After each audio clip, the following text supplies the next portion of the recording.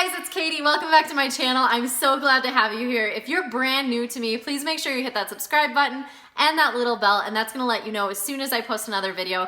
I'm gonna be doing a whole bunch more recipes now that I have time this summer, and I cannot wait to share my favorites with you.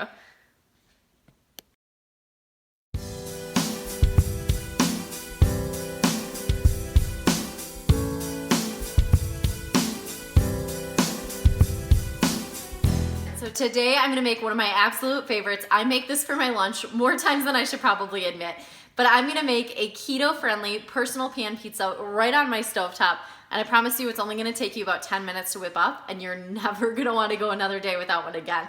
Okay, so ready, here we go. It's gonna go fast. So the first thing you need, of course, is a bowl.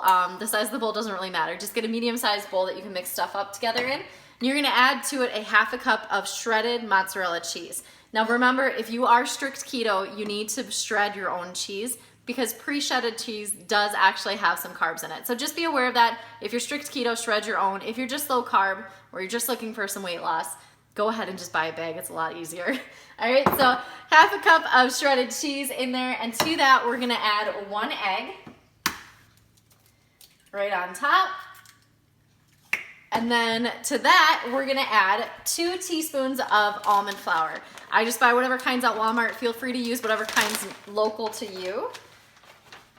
We're just gonna add 2 teaspoons to that. We might have to adjust that based on the size of the egg, but I'll fill you in on that in just a minute, okay?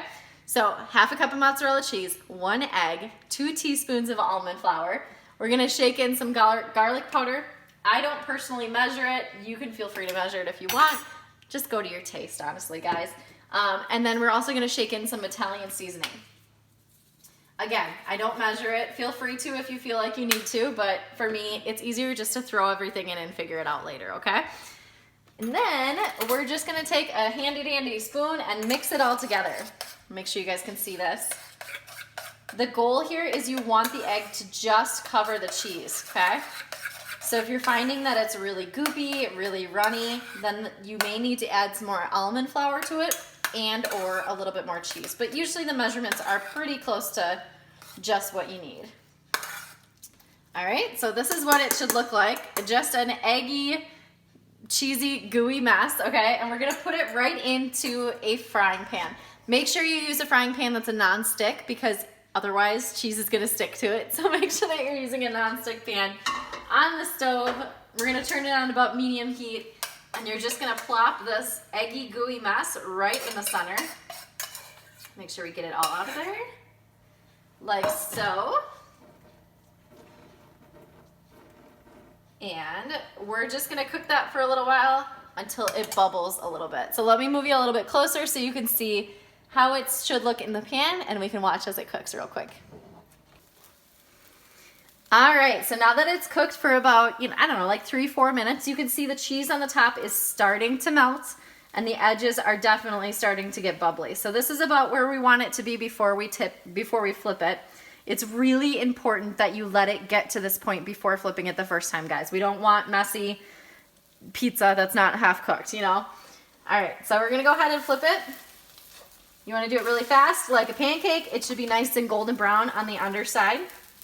Once you flip it, now all you need to do is you need to use your sauce. I'm gonna use a marinara. Make sure it's a low carb version. This one actually just has 4 grams of carbs per half cup, and we're literally just gonna use a couple spoonfuls of that.